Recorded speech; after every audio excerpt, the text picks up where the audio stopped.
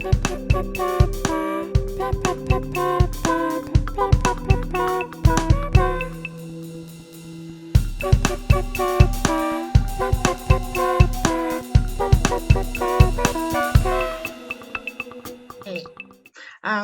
everyone, nice to meet you at British Naives Artist Talk event. Now we have great opportunity to get to know better the members of the НАІВНА project from the UK. So we are going to talk about British naive art and the artists. And also I have to say that the translation of our meeting is available now at the Facebook page of your gallery, and the link will appear in a few moments in the Zoom chat. And also for those who are joining us by Zoom link, there is a chance to ask some question our speaker. Тож трансляція цієї події відбувається просто зараз на сторінці «Я галерея», і в Zoom-чаті скоро з'явиться посилання на цю трансляцію. Запрошуйте на неї своїх друзів. І також для тих, хто долучиться до нас по лінку в Zoom, буде можливість поставити питання учасницям цієї події. So I'm glad to introduce you the speakers of the meeting. Ганна Досандж, the artist from Wiltshire, Сенді Вейджер, the artist from Plymouth, and Alevtina Kakhidze, the artist, curator, and also researcher of our project from Ukraine. So let's start. Hello, I'm as like a host. Will let you ladies to introduce yourself, if you don't mind, to tell a bit more about yourself. Hannah, if you don't mind, please start. Okay, thank you. My name's Ганна Досандж. Dosandj is a Punjabi surname. My husband is, his family is from the Punjab. I live in Wiltshire. I live just outside Swindon, which is a sort of industrial town. It's based on engineering. Doesn't have a great arts background history. It does have a collection of art here, but it's a constant struggle to find venues to show our own art. I'm a parish councillor, so I represent the residents in my village. I used to be a teacher, primary school teacher. I've been an artist since I left college. I'm not entirely untrained. I did train to do illustration, book illustration, when I was at college in 1989. Oh, it's a long time ago. But since then, I tried working as an illustrator and it wasn't a great fit. I didn't really enjoy it. So then I became a teacher. After that, I had my family. And then finally, I had enough time to take up painting again. And that was when, through a friend, I joined the Association of British Naive Artists because it suited me. Everybody was really great and friendly.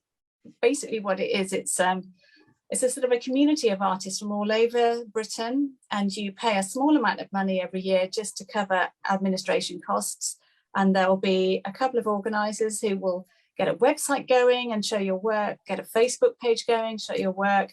And then once a year, they would do a lovely exhibition in St Ives. And St Ives is in Cornwall, which is a really great place for tourists to go to. So the idea was that it was a gorgeous village and that people would come with that state of mind where they're on holiday and they want to buy something that makes them happy. And, you know, years ago, we thought this is a really dead cert. We're going to sell lots of work here, which is what you want, not just for the money, but we wanted exposure. We wanted validation. We wanted people to buy our work because they really liked it and it was encouraging. It was absolutely brilliant. We really enjoyed the way we'd set that up. It was very supportive. So that's why I'm now. But in Swindon, I also am a committee member for a charity called Swindon Open Studios. And what that means is if you live in a place where there are very few venues to show your work, you have, they will organise publicity so that every September, the last 2 weekends in September, people will open their own homes and have all their artwork on the walls, and they will invite the public in. And it works really, really well. But there are some problems with it, which are quite interesting. because it depends where you live in Swindon. If you live in a nice bit of Swindon, you get more people coming into your home. It's perceived as being better somehow, and the art, it kind of reflects on the art that you're showing in a nice area of Swindon. And if you're stuck out in the back of beyond, a really obscure bit of Swindon, people don't go. So we've had all sorts of issues like that. So of course we couldn't do it last year, we couldn't do it this year, but we're hoping to start again next year. But that kind of shows you think Britain has got so many galleries, but they don't want to show the work of people who are not yet known. So it's like getting you started in an area of the UK that doesn't have a lot going on art-wise, because we are quite close to London, and we're quite close to Bristol, and we're quite close to other places that do have an art scene, and they kind of suck all the talent out, and they have plenty of galleries, but there's nothing where I live. So that's why we've kind of had to do it ourselves. And that's where I am. Thank you so much. And if Sandy doesn't mind to take your turn to tell a bit about your story and I won painting competitions when I was a small child, and then I stopped as I moved places and went to another school, and the art wasn't so big in a new school, so I didn't make any. And then I had my son and didn't do any painting, just a few drawings for my son. And then years later, I did a parachute jump and fell badly and broke my back. And I was in total depression mood for a year. And then at Christmas, my husband brought me an art set, and it was the best thing that's ever happened to me, and I haven't stopped painting since. I was wanting to find somewhere where I could be with other people that made naive art like I did. And luckily I found Judy for our British artists, and I was joining up with Judy and the other people. And then I got brave and joined up with other groups around the country and sent my work off for galleries all over the place and sell my work in America, Australia, Belgium, France, and everywhere in England. So it's all turned out really nicely for me. And then I do unpaid work for the teenagers and the older people in my community. It's like today I ran an art class for them using eggshells, and they loved it. And each week they come back for more, and I do different art classes every week so they don't get bored. As well as doing my professional work, I help other people as well. And we call it the Well-Being Art Group.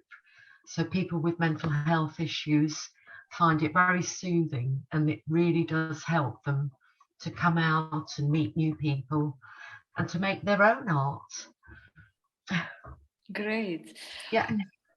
You're both talking about this fantastic association and how it plays the role in your practice and for you and for your communities through this.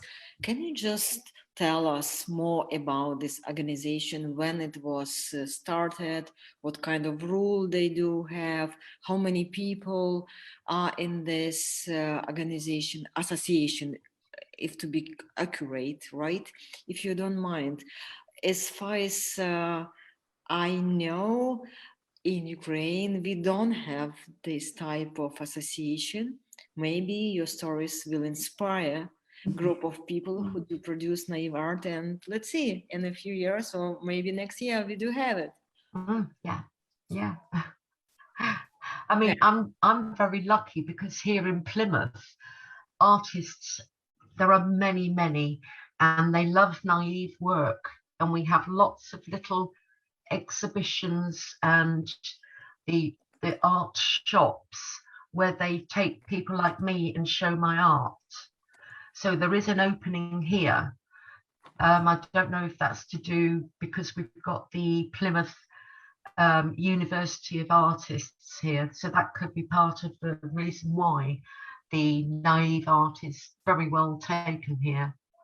And of course Cornwall, it seems to be the southwest of England that are really into naive art. I think it's because you don't have to go to college to learn it, you have to do it from here and make it happen, and maybe study other people's work but never copy. Yeah, that's the problem. You can copy to practice. I think people are getting the hang of that now, and I was once told if I'd gone to college they would have changed my way of making art, so I wouldn't be doing what I am now if I'd gone to college. I think it helps if you live somewhere rural. Naive art is more accepted. You can't imagine being a naive artist in London. I'm sure there are some, but it must be harder. I think so. Yeah, I'm not sure why that is. I think it's mainly the seaside towns that accept it.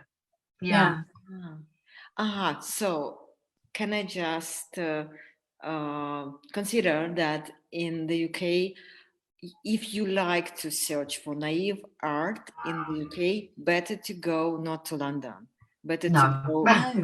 No. And you know what? I think the difference is money. I think everything in London is monetized. If it's in London, it's sold for higher prices. It had better be sellable if you want to bring it to London. You know, they won't muck about with taking a chance on anything. You have more established galleries that are more professional. It's not a breath of fresh air, London. I'm kind of glad we're not there, really. So the Association of British Naive Artists, they do filter out in and out who they want. There are, there'll be like a sort of a small group in Mousehole, this little village in Cornwall, who will decide who can enter. But I don't think they tend to say no very often. No. I think it's just, is it in the spirit of what we want? Is it fresh? Is it a vision? Is it, like Sandy says, you're not copying anybody else? Are you more original? Are you a free thinker? Are you untrained or not? And basically then you can just join and you sort of take your chances, really, because the onus is on you to make the effort to submit images and go to the exhibitions and submit paintings or not. The more you put in, the more exposure you'll get. So they are like a supportive platform for your work, and you can network through them as well. And I think Judy said it started about 25 years ago, and it was Peter Denham and Merv Clingham that started it. That's right. Yeah. And then they died and Judy took over. And it's not terribly formal. There's no written contract or anything like that. You just join up and you pay £45 a year, which isn't very much money. And then you get the exposure through them and more information sent to you as well. So it's not that difficult to set up. It's just having the vision to do it. So I think there are quite a few groups like this in the UK, and it may not be naive art. It might be, there are sort of folk art traditions in the UK, but then they're more to do with painting canal boats or ship figureheads, and then it kind of, there are shades of grey, really. It goes on to things like Morris dancing, and what they call it in Europe is intangible heritage. And so things like dances and folk art are more protected by law, whereas in the UK, they didn't want to sign up to that. Thank you, government. So we have no protection for things like local traditions. And because we are such an urban society now, a lot of rural traditions that we used to have died out, and there are very few left, but they are popular. And that's where our folk art goes. There's that kind of dressing up on particular days of the year, isn't there, Sandy? Like traditions like cheese rolling or the Berry Man, or in Lewis they set fire to things on bonfire night, but they have massive paper mache figures. So it would be that kind of art where you don't have to go to art college, but you're still making these huge sculptures which then get burnt every year in November. So we have bits and bobs, but nobody has thought to pull it all together and discuss it. And there are not that many books about it either. So that, I mean, that's interesting, that it's not to do with being trained or not. I think naive artists have a job because they find it tricky, because I think they don't recognize themselves as naive artists. They haven't been identified. There's nobody there to sort of advocate or speak for them or identify them, or in a way that's a good thing, because it means they're not hived off into a special section for naive artists. But sometimes people who are naive artists are dismissed as being Sunday painters or you know, just amateurs, and quite a lot of them are retired. It's basically when people have time on their hands, they do this painting, don't they, Sandy? And yes, that's true.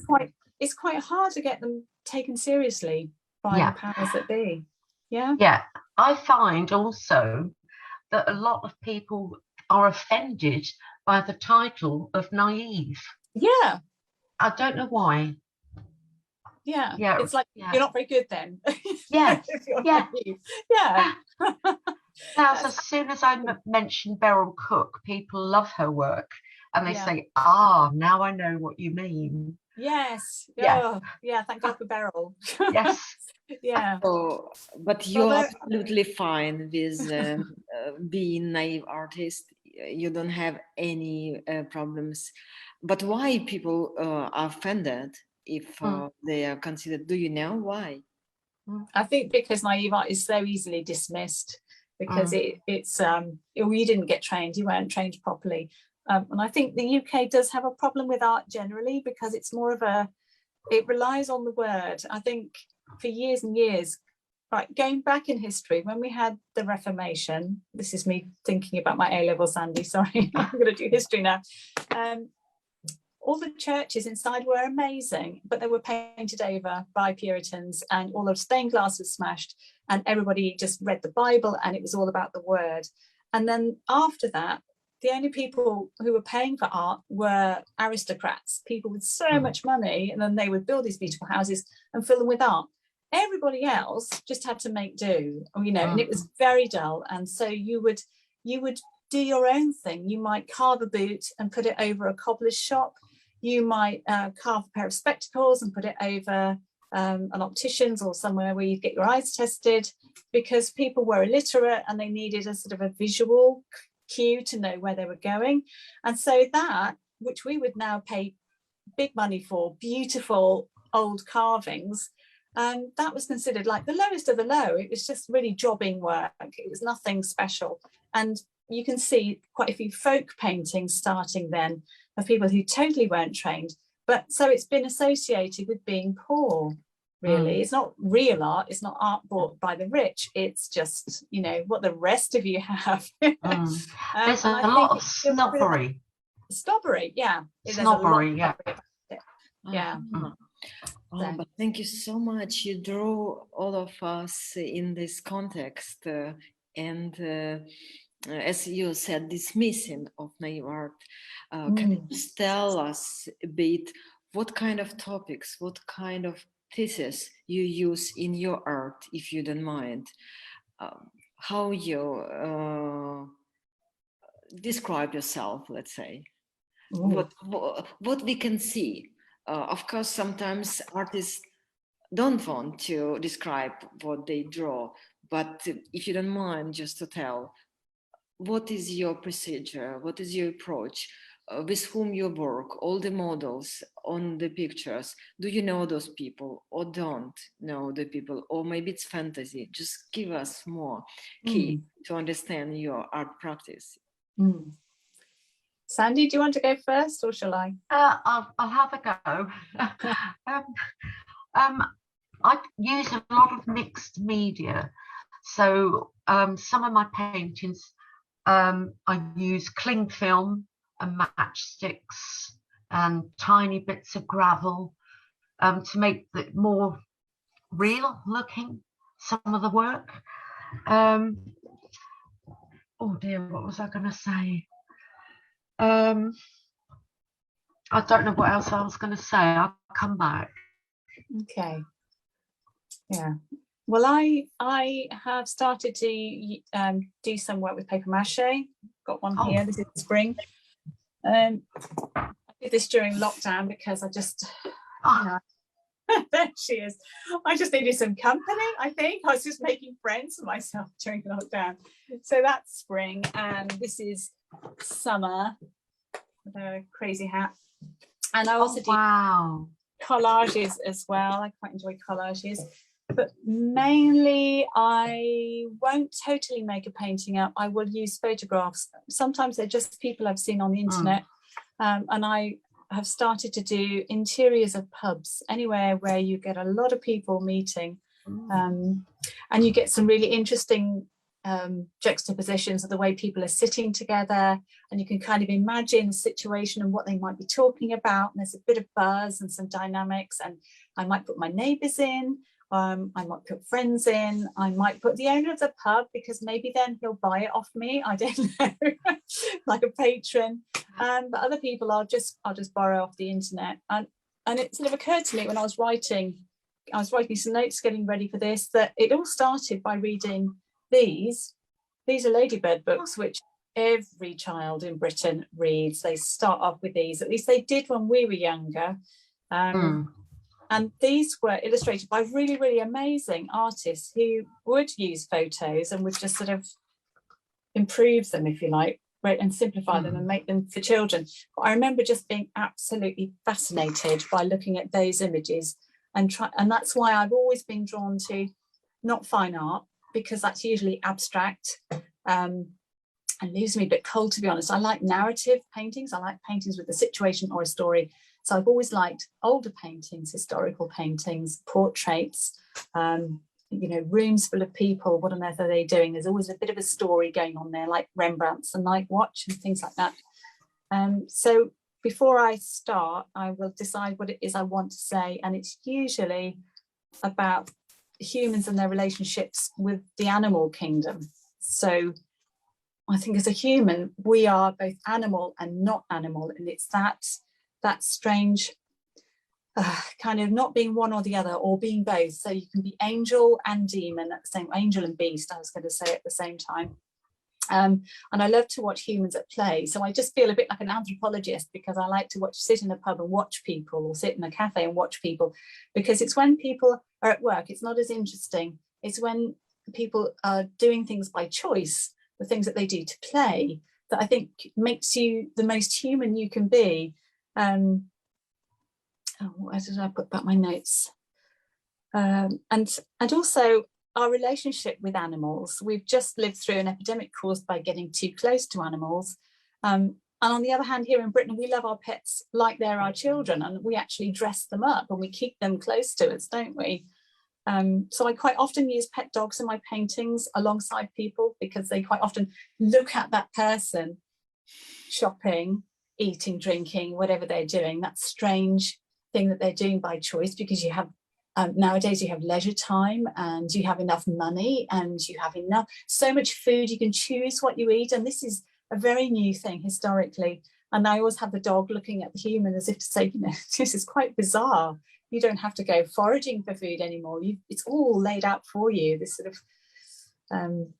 consumer society that we've got now, and the waste. So yeah, that's always going on in my work. And people say to me, back to Beryl Cook, that oh, your work's like Beryl Cook's, it's very funny. And I think, well, have you actually looked? Because there's more to it, love.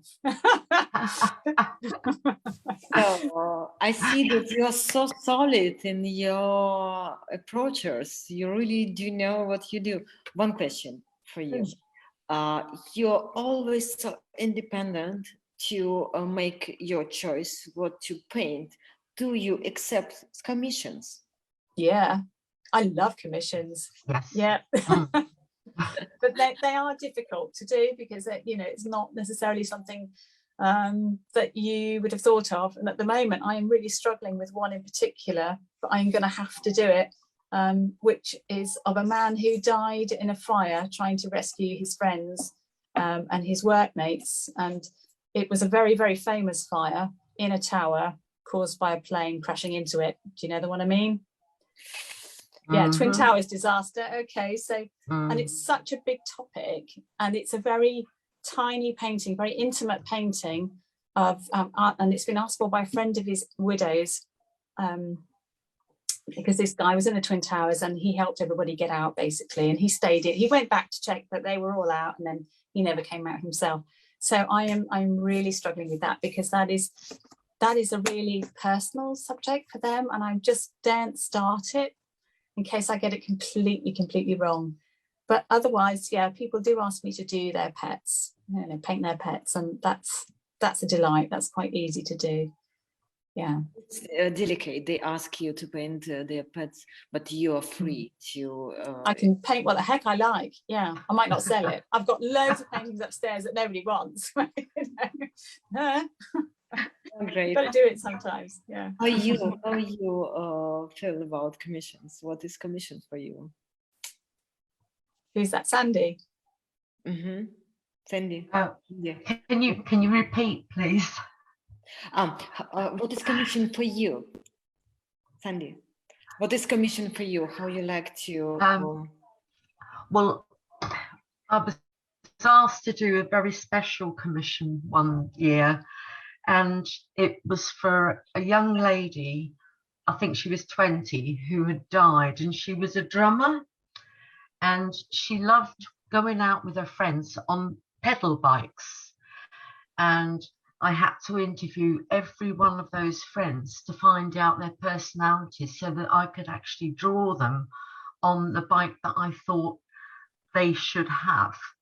And then I drew on the side of the road a drummer girl, and I had to present it to them in a hotel, and it made a lot of money for a cause of health, you know, while she died. And that was wonderful, absolutely wonderful. But there is a hell of a lot of work that goes into commission works. You have to get the atmosphere right. Try and put a little bit of funny into it if you can, to lighten things up. And it makes a better memory for the rest of the friends of the girl who died. But that's just one example. Another commission was a lady who has 5 children, and all she wanted was a tall feather, black feather in the moonlight, and then a plant. I've forgotten the name of the plant, but she wanted 5 flowers, one for each child. And she told me the colours and everything, and I did 2 dummy runs as such, and then I did the final painting. And she chose what I should do, and I showed her every day what I'd done, and she was very pleased with what you've got to be very close to these people to get it right. And they know your type of style, so they wouldn't ask you otherwise. Oh, thank you. The next question is how you would define naive art is for men and for women, or there are some specific definitions or differences? How you can answer this question? Thank you. I don't think there is that much of a difference. I think gender stereotypes, I know earlier that I was trying to make notes about this. I think it's been such a talked about issue that we are so aware of gender stereotypes now that actually I don't worry about it anymore. I don't think many people do. I think as a woman, you're just as likely to get commissions as a man, as a naive artist. It may not be the case in the upper echelons of fine art. I think there's still an imbalance there. But I think it's a lot fairer because it's something that you don't need a huge amount of space for. You can fit it in between all your other commitments of family and everything else you've got to do, your work. And it's incredibly doable from a practical point of view, because you're not talking about huge manly canvases with loads of paint being sprayed on. You can work really, really small if you have to. I used to work at my dining room table almost in the dark. It was awful. And now I've got my studio. It's still quite small, so it does limit the size of paintings I can do. But no, I don't think it would make any difference if I was a man, except possibly I would have built myself a shed to do it in and maybe be doing things slightly larger. But yeah, I'm really pleased to say I don't think it's a biggie. Not anymore. No. Do you think, Sandy? I could totally agree with you. I had a studio. It was a wooden shed, and I loved it until all the spiders and mice kept coming in. So I couldn't stay there. I'm back to painting on my coffee table. And plus, I think women have got an advantage that we're really good networkers. We just talk all the time. And, you know, thank God for social media. It's really, really easy to email and text and message. So, yeah, I think if anything, it's sort of swung the other way, so that when you go to an arts event, you're more likely to see women there. Yeah, but again, going back to, you know, as things get taken seriously, which naive art isn't, there tend to be more men involved. And I've noticed that where there is no money, all the voluntary groups are run by women. So there's Judy doing ABNA, Association of British Naive Artists, and there's me and my mates running Swindon Open Studios, which the participants are, you know, sort of 60% women. So I wonder what that's saying. I wonder, what is it, men that just don't take part, or are men doing something different, or are men just, I don't know, doing it for themselves and not going through this voluntary or collaborative or community-based organisation? I wonder. Yes, I've wondered myself. So, and Hannah, I read in your statement that you consider that art has to be more or less available for many people. You wrote this, right? Yeah. Yes. Sandy, you also wrote about your volunteer job. It's so playful, volunteering. Can you just describe the game which you invented? Or it's not your invention. I'm talking about hiding books in... Oh, that was Sandy. Sandy did the book hiding. Although, Sandy, I might take your idea now. I love that idea. Oh, you do. They love it. And how no, that was Sandy's, yeah. And I just maybe describe very shortly.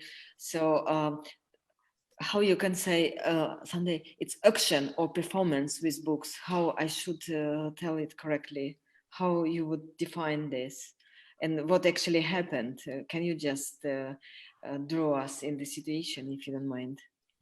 Right, so I run Whitley Arts. That's my own arts group in Whitley. So I run my own Facebook page and I tell everybody what I'm doing each week with the arts. And the children seem to get missed out a lot. A lot of the things we do here are for the older people, which is good. But the children and teenagers miss out. So that's where I brought in the book hunts. So it suits all ages. And the books are all donated to me. And then I wrap them up and hide them around the green areas in Whitley. And then they all meet up at a certain time. I blow a whistle and off they go to hunt for the books. It's fun for them and it uses energy. And it's also educational. You mean educational because the book which you found, it's really a sign for, I don't know whom, to read this on. Yes. Or it's a difficult book, let's say. Yeah.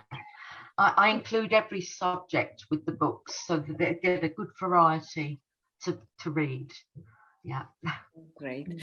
But still, can you just tell of some problems or with what you're struggling, if you don't mind, that it's can be partly about the context which we are trying to imagine. Can you just tell something, of course, connected to your practice, connected to naive art? Oh dear, I can't think of anything to answer with at the minute, I'm afraid. God, Sandy, you know, it's getting footfall, it's getting people into, I won't say a gallery, but it's getting people into the venue that you're showing your work at, which is why I'm a big fan of pubs, because people are going there anyway. But after COVID, people are really not going to shops like they used to, and they're ordering everything online. So they're not outdoors like they used to be. Swindon doesn't have an art gallery that we can use, so we have to just be really imaginative and find spaces that are not only suitable for artists to come and hang their work safely, but also that people are going to go to.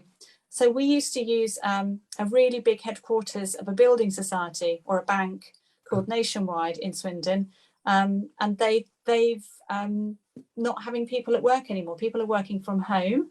And also there was another company further down the road called Intel, which was all about computing. And the same thing happened. And then in fact, they closed the room that we used to use as a gallery, which was like a corridor that people had to walk through to get from one end to the other. And they turned that into another bit of office. So if there's any pressure on space, the first thing to go is the art and the artist, because it's not deemed a serious enough or a needed or a necessary thing. It's when Sandy was talking about the children and there aren't activities for children to do, I was thinking in terms of art, there's quite a lot out there for children because it's considered appropriate for children. And then suddenly you grow out of it and you go to work and you take life seriously and it all stops, the fun stops. And it's a real struggle for us to find a physical space to put our work up on the walls. Because yes, you can put it online, but unless people can see it and imagine it in their own homes, they don't then spend the money. And, you know, as an artist, it's fine to produce work and stack it in your house, but I want to know that I'm sharing and that there's this growing network of people who are, I won't say a fan base, but they appreciate what you do, because otherwise, why would you spend hours in your little room on your own when there's a pile of washing up and people are fed up because there's nothing for tea? Sorry, kids. Why would you do that? So you need to be able to justify it to yourself and also to your family that I am hiding because I really feel I want to get this painting out of me. And look, guys, I'm going to sell it. And it is the monetizing of it, which also makes people suddenly sit up and take notice, even if it's your own family. Unfortunately, that's the cynical bit. So yeah, that's a major problem at the moment. And the powers that be, Swindon Borough Council, have just closed our art gallery. So we can't even show in the shop there. And there are no signs of them reopening anytime soon. They want to use the building and sell it because they have no money from the government. So it's been dreadful. Yeah. God, blimey, that's terrible. It's, yeah, I'm laughing, but it's a right nuisance. We've barely even been able to keep our library in our village. We have to pay for it ourselves from parish funds, which is expensive.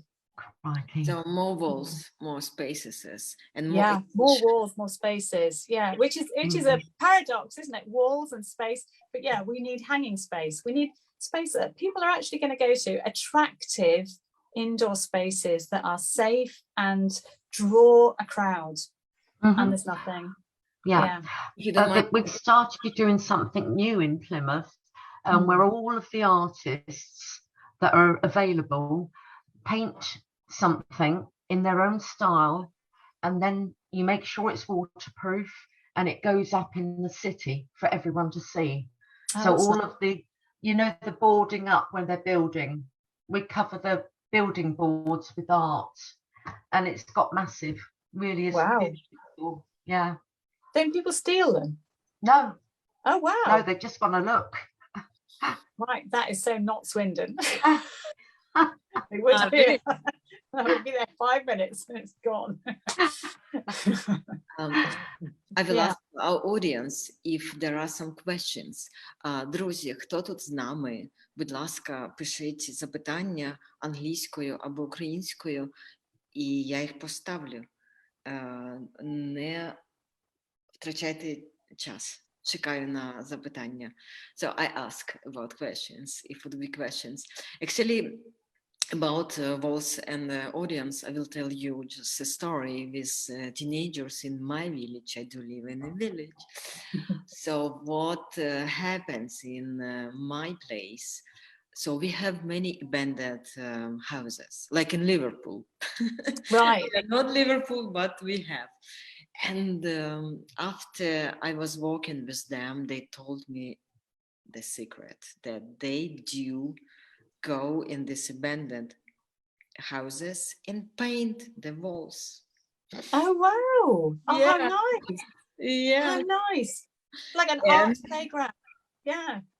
And the houses, why they are not built up, because there was this financial crisis, you remember 2008, and 2018, many yeah. houses were actually taken by banks. Some houses are still, families do believe that they will do, and they are standing so abandoned and puts a lot of nostalgia and also sad feeling. But when I knew it, that some art inside, and of course I did bad things because I went to the houses because it's private property. But with kids, if you with kids, it's, I think for them it's I think law, it's not really border, I would say. And Yeah. I just wanted to support them in order just to go there and look. And I just felt so well because they brought energy in the houses. Yeah. They're just great. And actually, when I asked my husband, who's a building engineer, he said, Alevtina, if the houses will be actually built, they didn't do anything wrong because it's still, they do draw on bricks. It's nothing finished, no interior jobs were done inside. So they just practice in. Yes. That is brilliant. Yes, this is about teenagers. We also don't have a place to show art professionally, no art galleries, but of course in corridor in the Palace of Culture there is a wall where some drawings of kids are there, but not actually even for adults, I would say. Mostly That's really interesting. they Yeah. mostly like to go to Kyiv because Kyiv is not so far, 26 kilometers, but it's always a problem. I think art must be locally shown. Yeah. So where is art shown? Because you know you were saying that there is a lot of naive art in the Ukraine. Where do people just have it in their houses? They paint it and they just put it up on their own walls? What do they do with it? Is the intention to sell it?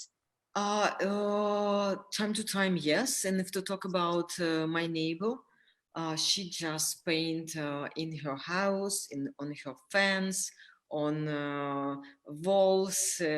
Some of my neighbors can buy something from her, but not expensive.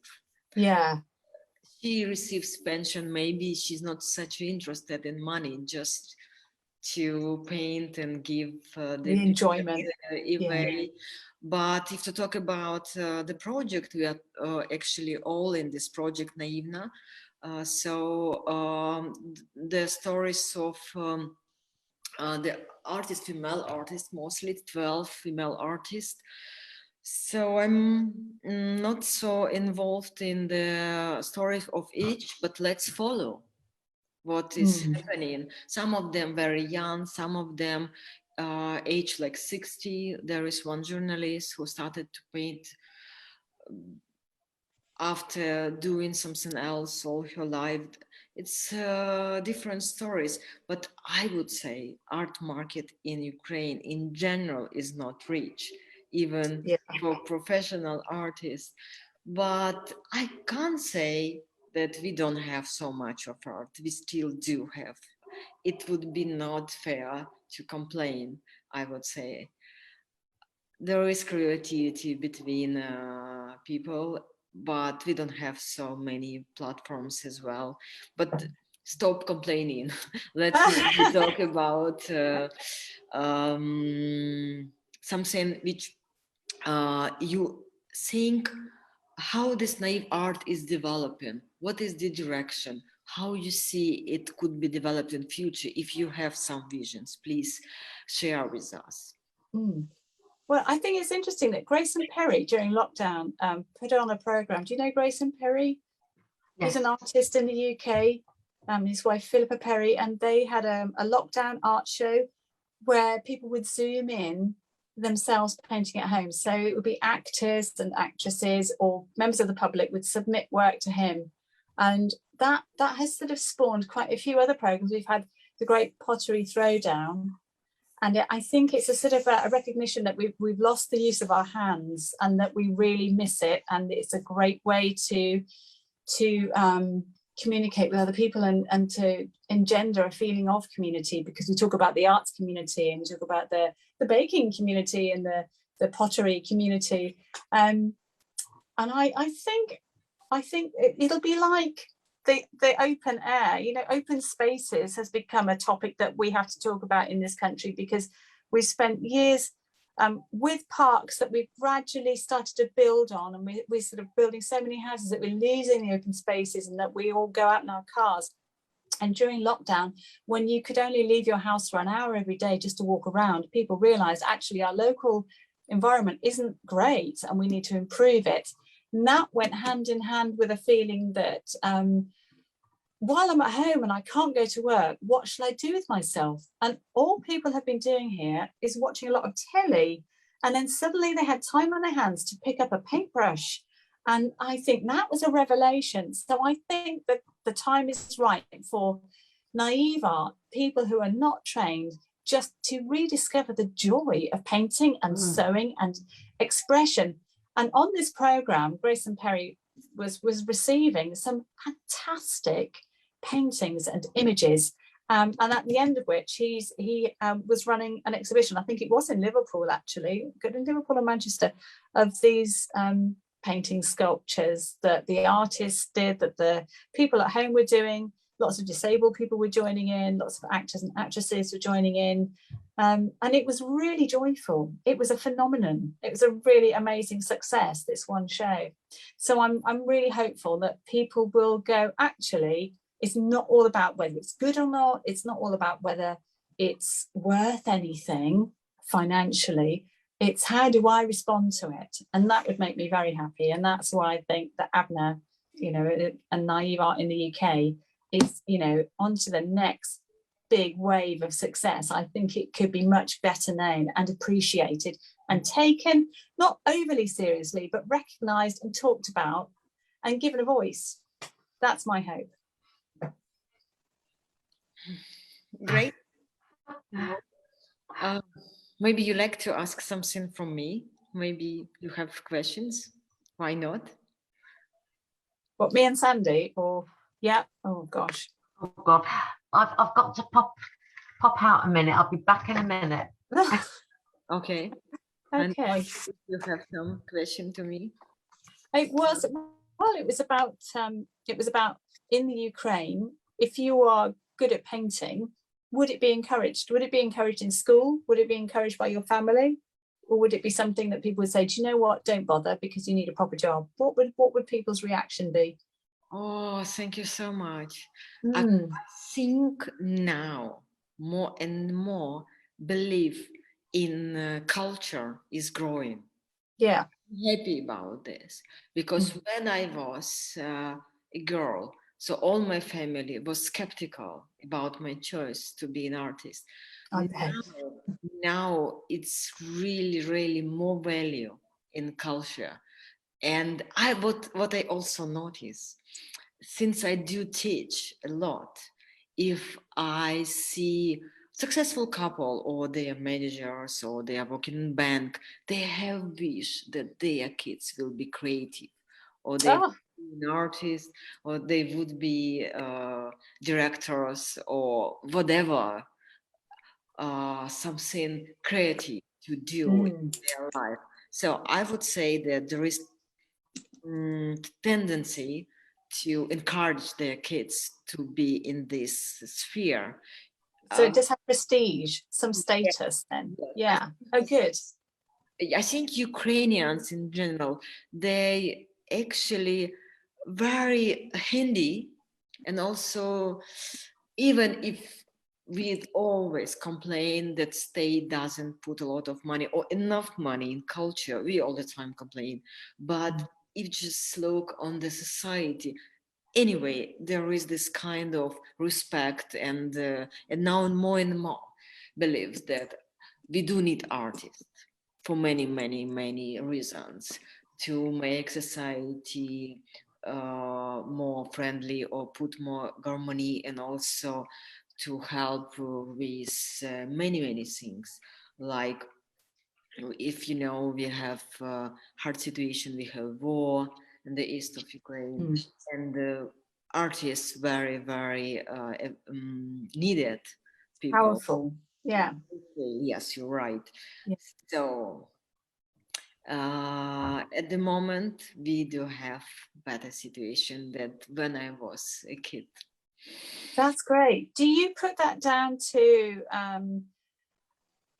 it is clearer, there's a more articulate language around art, and people are better because they have access to discussion about art through social media now and through the internet? Do you put it down to that, or is there some other reason? Many reasons, of course. If just to compare that Ukraine is in totally different system, which we have had when there was Soviet Union. In Soviet Union, we had a monopoly of the state to be an artist, and now we don't have it. And of course, it's everything. Of course, our academy is still not reformed, is still on the rhythm which we have had in time of Soviet Union, before Soviet Union was collapsed and demolished. But still we received a lot of private schools which can give opportunity to have intense course, 1 month, 2 months for businessmen, businesswomen, or for instance, people who like to just suddenly decided to draw something like this. Yes, sure. And also more programs which could be some grant to realize your own project, and no one asks a diploma of professional artists to do this. So the things are really changed because monopoly from the state is actually not existing anymore. So it's like, remember you said that everyone can be an artist, that more than less, it's like this. Yes, we are more free to make choice. So who is asking you to do art? Because years ago it would have been the church, and then it's the state. So now who is the patron? Who is actually paying people to produce? Cultural institutions, your village authority, for instance, some schools, they also could invite artists. Of course, we have Center for Contemporary Art, where you can get commissions, just your neighbors, many people who can ask. But sure, in the time of Soviet Union, we haven't had galleries, because galleries so much about kind of commercial things, and we didn't have so much this opportunity to trade. Yeah. Totally different society, let's say, society which was free of capitalism, but of course now we are a bit in transmission situation. It's probably wild capitalism in some points, I would say. So many actors we do have in Ukraine who somehow can be in relation to an artist, sure. Oh, well, good luck. It sounds amazing. It's kind of optimistic as well, isn't it? Because like we were saying, you can be in the Ukraine and we can see exactly what you're doing, share it, and we can be here in the UK and bounce ideas off each other, which is just fantastic. It's a great situation. Yeah, thanks. So maybe, we have got a question. Okay. The question is to both of you, if you have some plans for new media or some technique or style or topic you like to realize in nearest future. Yeah. I'm working on a history book for children, which is new for me because that involves it's more computer based as well. I can do the illustrations, but then I've got all the technical stuff that I have to learn. So this is a massive learning curve about how to get it ready for printing, to make it ready to become a book. And in the meantime, because it's a history book about Swindon, I will be taking part in the Big Draw, which is an event that's run for children. And it's where I will be putting how to draw a building on YouTube. And I'm going to be doing a sort of a little tiny teaching 60 seconds for children. This is how you draw this particular building, which you will find in Swindon. It's very historical. It's what we base the National Health System on, long story short. And then I'll be doing things in person for the first time in a very long time as an artist, not as a teacher, but just as an artist. And that's nerve-wracking. But I'm hoping this time next year I'll have a book ready as well, which is just amazing. And then sky's the limit. I'm so excited about that. That's excellent. It is excellent. Yeah. But you know, you need to have a sort of platform. The platform is children. The excuse to do it is children and history and the sort of I've got people who are encouraging me. The powers that be are encouraging me because they want to promote Swindon as well. So that the three have come together. So I'm really lucky. I don't feel like I'm on my own in my room. I have people who are going to check to see that I finished this work. And that's really good for me. So yeah, I'm a naive artist getting less naive. Thank you. Does that answer that one? And then maybe you also can share some nearest plans with us, if you don't mind. I try to, I like painting because I'm disabled. I look for people with disabilities having fun, and then I paint them. And that's my topic all through my work. And it works really well. It's fun, and it makes them happy to know that they've been painted by me. So yeah, I try to stick to that. No matter what age, if they've got a disability, I'll add them into a scene of my work. Yeah, so I'm never short of subjects. So good luck with your plans, really. Yeah. I think that says a lot about naive artists, that we are very inclusive, whereas fine art has been about portraits of particular people, and it can be quite introspective as well. Whereas naive art, I think, is characterized by this ability to depict others, you know, and to be really outward facing, which is fantastic. Yeah. Yeah. Okay. Great. I have received messages that we have to end our fantastic discussion. Okay, well, thank you very much. Thank you very much. I'm so pleased to hear the stories. So great. Let's stay somehow together and follow the project.